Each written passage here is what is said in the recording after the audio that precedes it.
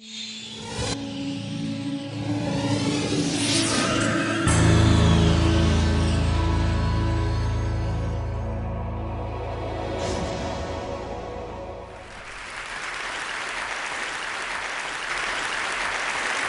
you. I have to tell you, I'm both challenged and excited. My excitement is I get a chance to give something back. My challenge is the shortest seminar I usually do is 50 hours. And I'm not exaggerating. I do weekends, and what I do more than that, obviously, coach people, but I'm into immersion, because how'd you learn language?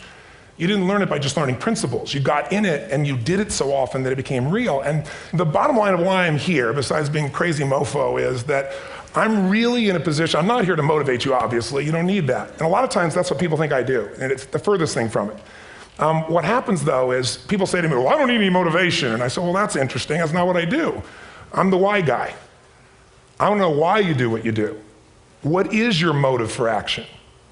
What is it that drives you in your life today, not 10 years ago, or are you running the same pattern? Because I believe that the invisible force of internal drive activated is the most important thing in the world. I'm here because I believe emotion is the force of life. All of us here have great minds. You know, most of us here have great minds, right? I don't know if I'm in the category, but we all know how to think. And with our minds, we can rationalize anything, we can make anything happen. We can, I agree with what was described a few days ago about this idea that people work in their self-interest, but we all know that that's bullshit at times. You don't work in your self-interest all the time. Because when emotion comes into it, the wiring changes in the way it functions. And so it's wonderful for us to think intellectually about how the life of the world is, and especially those who are very smart. We can play this game in our head, but I really want to know what's driving you. And what I'd like to maybe invite you to do by the end of this talk is explore where you are today for two reasons. One, so that you can contribute more. And two, so that hopefully we can not just understand other people more, but maybe appreciate them more and create the kinds of connections that can stop some of the challenges that we face in our society today. They're only going to get magnified by the very technology that's connecting us, because it's making us intersect. And that intersection doesn't always create the view of everybody now understands everybody and everybody appreciates everybody. So I've had an obsession basically for 30 years. And that obsession has been what makes the difference in the quality of people's lives? What makes a difference in their performance? Because that's what I got hired to do. I got to produce the result now. That's what I've done for 30 years. I get the phone call when the athlete is burning down on national television and they were ahead by 5 strokes and now they can't get back on the course. And I got to do something right now to get the result or nothing matters. I get the phone call when the child is going to commit suicide, and I got to do something right now. And in 29 years, I'm very grateful to tell you I've never lost one in 29 years. It doesn't mean I won't someday, but I haven't done it. And the reason is an understanding of these human needs that I want to talk to you about. So when I get those calls about performance, that's one thing, like how do you make a change? But also, I'm looking to see what is it that's shaping that person's ability to contribute, to do something beyond themselves.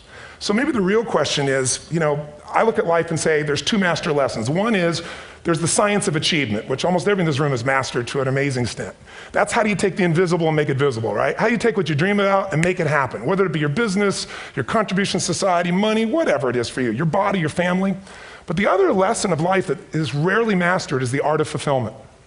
Because science is easy, right? We know the rules, you write the code, you follow and you get the result. Once you know the game, you just, you up the ante, don't you? But when it comes to fulfillment, that's an art. And the reason is it's about appreciation and it's about contribution. You can only feel so much by yourself. So I've had an interesting laboratory to try to answer the question of the real question, which is what's the difference in somebody's life if you look at somebody like those people that you've given everything to, like all the resources they say they need. You gave them not a $100 computer, you gave them the best computer. You gave them love, you gave them joy, you were there to comfort them. And those people very often, and you know some of them I'm sure, end up the rest of their life with all this love, education, money, and background, spending their life going in and out of rehab. And then you meet people that have been through ultimate pain, psychologically, sexually, spiritually, emotionally abused, and not always, but often they become some of the people that contribute the most to society. So the question we got to ask ourselves really is, what is it? What is it that shapes us? And we live in a therapy culture. Most of us don't do that, but the culture is a therapy culture. And what I mean by that is the mindset that we are our past.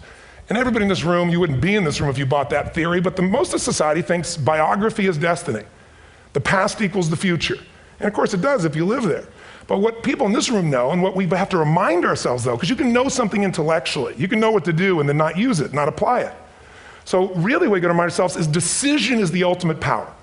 That's what it really is. Now, when you ask people, You know, have you failed to achieve something? How many have ever failed to achieve something significant in your life? Say aye. Thanks for the interaction on a high level there. But if you ask people, why didn't you achieve something? Somebody who's working for you, you know, or a partner, or even yourself, when you fail to achieve a goal, what's the reason people say they failed to achieve? What do they tell you?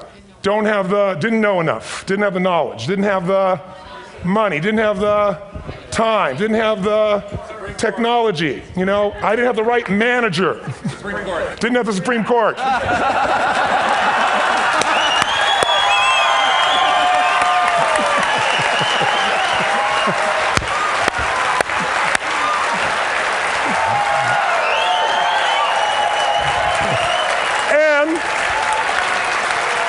And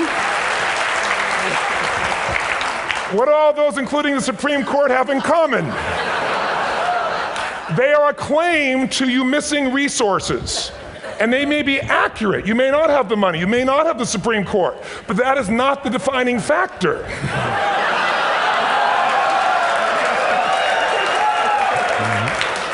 And you correct me if I'm wrong. The defining factor is never resources, it's resourcefulness. And what I mean specifically, rather than just some phrase, is if you have emotion, human emotion, something that I experienced from you day before yesterday at a level that is as profound as I've ever experienced, and if you'd communicated with that emotion, I believe you would have beat his ass and won.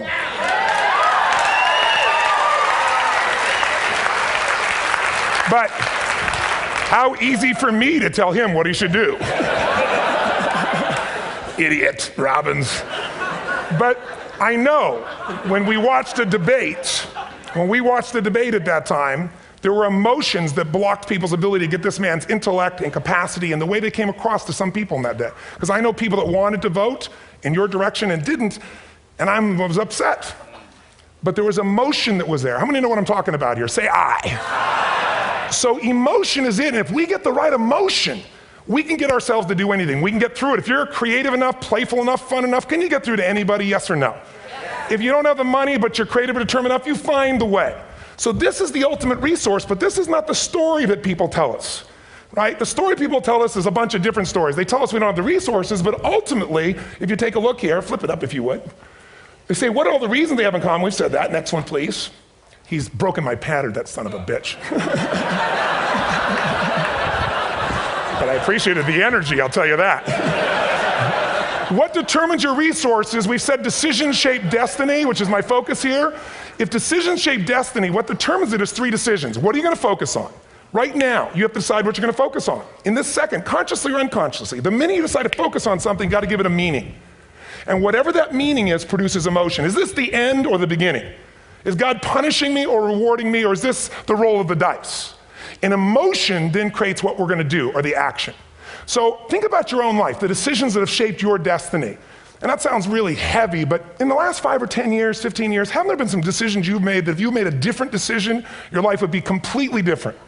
How many can think of one, honestly? Better or worse? Say aye. So the bottom line is maybe it was where to go to work and you met the love of your life there. Maybe it was a career decision. I know the Google geniuses I saw here.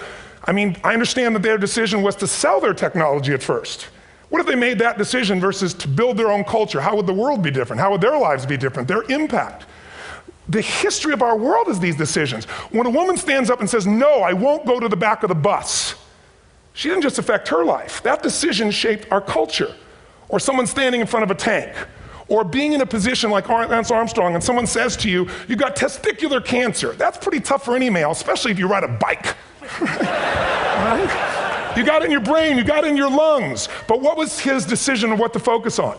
Different than most people. What did it mean? It wasn't the end, it was the beginning. What am I going to do? He goes off and wins 7 championships he never won once before the cancer because he got emotional fitness, psychological strength. That's the difference in human beings that I've seen of the 3 million I've been around. Because that's what my lab. I've had 3 million people from 80 different countries that I've had a chance to interact with over the last 29 years. And after a while, patterns become obvious. You see that South America and Africa maybe connect in a certain way, right? Other people say, oh, that sounds ridiculous. It's simple. So what shaped Lance, what shapes you? 2 invisible forces, very quickly. 1, state. We all have had times. Have you had a time you did something and after you did it, you thought to yourself, I can't believe I said that. I can't believe I did that. That was so stupid. Who's been there? Say aye. Have you ever done something after you do it, you go, that was me.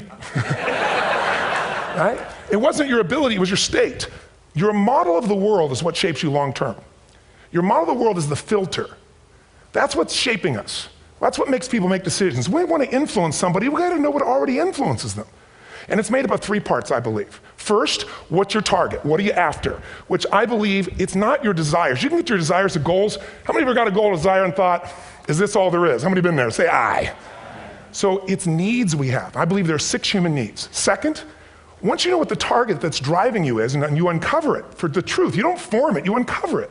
Then you find out what's your map. What's the belief systems that are telling you how to get those needs? Some people think the way to get those needs is destroy the world. Some people is to build something, create something, love someone. And then there's the fuel you pick. So very quickly, 6 needs, let me tell you what they are. First one, certainty. Now these are not goals or desires, these are universal. Everyone needs certainty that they can avoid pain, at least be comfortable. Now how do you get it? Control everybody, develop a skill, give up, smoke a cigarette. And if you got totally certain, ironically, even though we all need that, like if you're not certain about your health or your children or money, you don't think about much more. You're not sure the ceiling's gonna hold up, you're gonna listen to any speaker. But while we go for certainty differently, if we get total certainty, we get what? What do you feel if you're certain? You know what's gonna happen, when it's gonna happen, how it's gonna happen, what would you feel?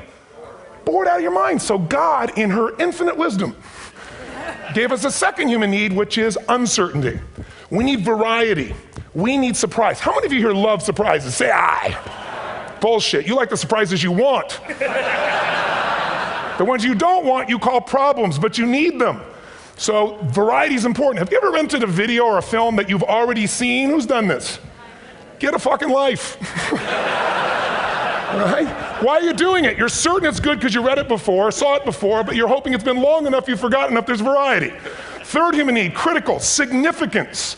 We all need to feel important, special, unique. You can get it by making more money. You can do it by being more spiritual. You can do it by getting yourself in a situation where you put more tattoos and earrings in places humans don't want to know.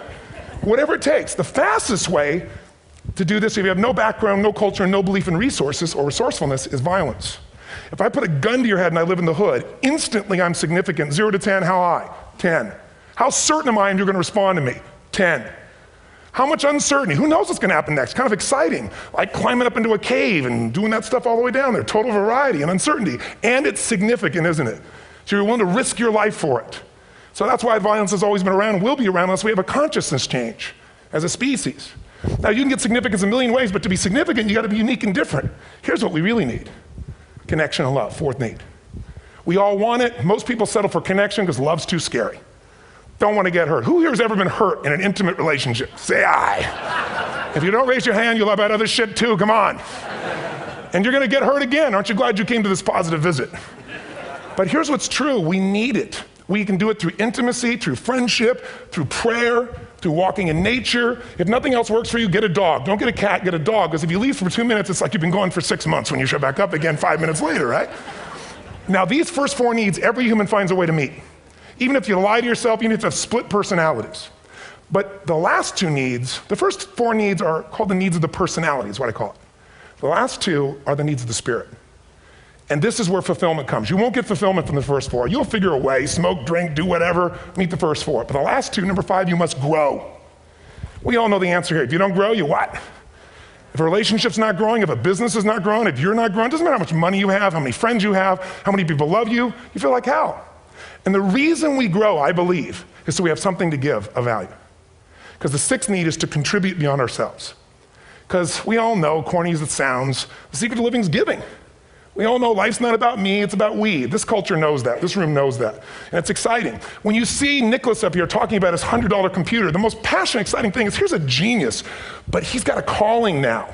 You can feel the difference in him, and it's beautiful. And that calling can touch other people. In my own life, my life was touched because when I was 11 years old, Thanksgiving, no money, no food, and we're not gonna starve, but my father was totally messed up. My mom was letting him know how bad he messed up. And somebody came to the door and delivered food. My father made 3 decisions. I know what they were briefly. His focus was, this is charity. What does it mean? I'm worthless. What I gotta do? Leave my family, which he did. At the time, one of the most painful experiences of life.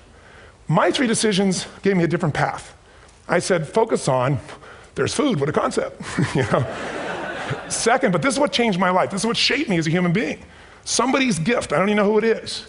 I thought, my father always said, no one gives a shit. and all of a sudden somebody I don't know, they're not asking for it, this is giving our family food, looking out for us. It made me believe this. What does it mean? That strangers care. And what that made me decide is if strangers care about me and my family, I care about them. What am I gonna do? I'm gonna do something to make a difference. So when I was 17, I went out one day on Thanksgiving, it was my target for years, have enough money to feed 2 families. Most fun thing I ever did in my life, most moving. Then next year I did 4, and I didn't tell anybody what I was doing. Next year, 8. I wasn't doing it for brownie points, but after 8, I thought, shit, I could use some help. So sure enough, I went out, and what did I do? I got my friends involved, and I grew companies, and then I got 11 companies, and I built a foundation. Now, 18 years later, I'm proud to tell you, last year we fed 2 million people in 35 countries through our foundation, all during the holidays, Thanksgiving, Christmas, in all the different countries around the world. It's been fantastic. Thank you. So I don't tell you that to brag, I tell you because I'm proud of human beings because they get excited to contribute once they've had the chance to experience it and not talk about it. So finally, I'm about out of time, the target that shapes you, here's what's different about people. We have the same needs, but are you a certainty freak? Is that what you value most, or uncertainty? This man here couldn't be a certainty freak if he climbed through those caves. Are you driven by significance or love? We all need all 6, but whatever your lead system is tilts you in a different direction. And as you move in a direction, you have a destination or destiny. The second piece is the map. Think of that as the operating system tells you how to get there. And some people's map is, I'm gonna save lives even if I die for other people, and they're a fireman, somebody else says, I'm gonna kill people to do it. They're trying to meet the same needs of significance, right? They want to honor God or honor their family, but they have a different map. And there are 7 different beliefs. I can't go through them because I'm done. The last piece is emotion. I say one of the parts of the map is like time. Some people's idea of a long time is 100 years. Somebody else says is 3 seconds, which is what I have. And the last one I've already mentioned that felt you. If you got a target and you got a map, and let's say, I can't use Google because I love Macs and they haven't made it good for Macs yet. So if you use MapQuest, how many have made this fatal mistake of using MapQuest at some time? You use this thing and you don't get there. Well, imagine if your beliefs guarantee you can never get to where you want to go. The last thing is emotion. Now here's what I'll tell you about emotion. There are 6,000 emotions that we all have words for in the English language, which is just a linguistic representation, right? It changes by language.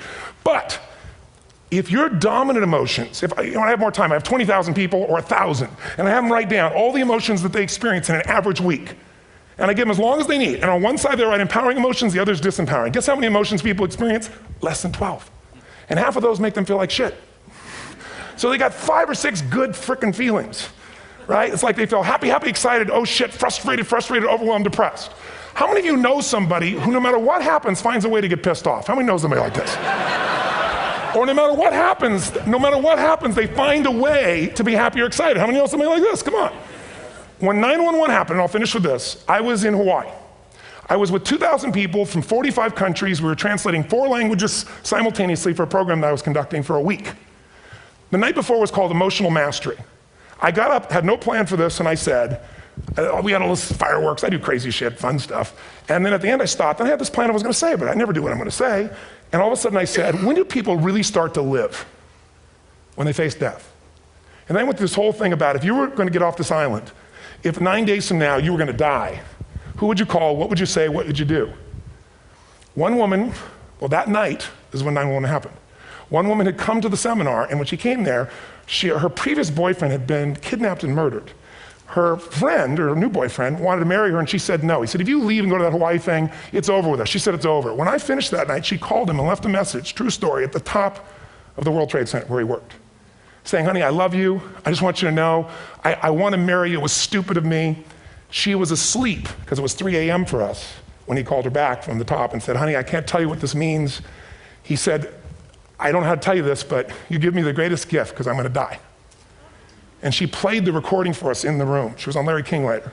And he said, you're probably wondering how on earth this could happen to you twice. And he said, all I can say to you is, this must be God's message to you, honey. From now on, every day, give your all, love your all. Don't let anything ever stop you. She finishes, and a man stands up and he says, I'm from Pakistan, I'm a Muslim. I'd love to hold your hand and say I'm sorry, but frankly, this is retribution.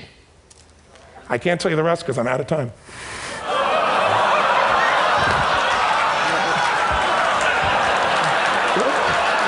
Are you sure? Finish the story. 10 seconds. 10 seconds, no, I want to be respectful. 10 seconds, all I can tell you is I brought this man on stage with a man from New York who worked in the World Trade Center, because I had about 200 New Yorkers there. More than 50 lost their entire companies, their friends, marking off their Palm Pilots. One financial trader, this woman made of steel, bawling, 30 friends crossing off that all died. And what I did to people is said, what are we going to focus on? What does this mean, and what are we going to do? And I took the group and got people to focus on, if you didn't lose somebody today, your focus is going to be how to serve somebody else. There are people, one woman got him, she was so angry and screaming and yelling. She wasn't from New York, she's not an American, she doesn't know anybody here. I said, you always get angry. She said, yes. Guilty people got guilty, sad people got sad. And I took these two men and did what I call an indirect negotiation. Jewish man with family in the occupied territories from New York who would have died if he was at work that day. And this man who wanted to be a terrorist and made it very clear. And the integration that happened is on a film, which I'll be happy to send you, so you can really see what actually happened instead of my verbalization of it. But the two of them not only came together and changed their beliefs and models of the world, but they've worked together to bring, for almost 4 years now, to various mosques and synagogues, the idea of how to create peace. And he wrote a book, which is called My Jihad, My Way of Peace. So transformation can happen. So my invitation to you is this. Explore your web, the web in here. The needs, the beliefs, the emotions that are controlling you, for two reasons. So there's more of you to give. Achieve too, we all want to do it, but I mean give, because that's what's going to fill you up. And secondly, so you can appreciate, not just understand, that's intellectual, that's mind, but appreciate what's driving other people. It's the only way our world's going to change. God bless you, thank you, I hope this was served. Tony Robbins.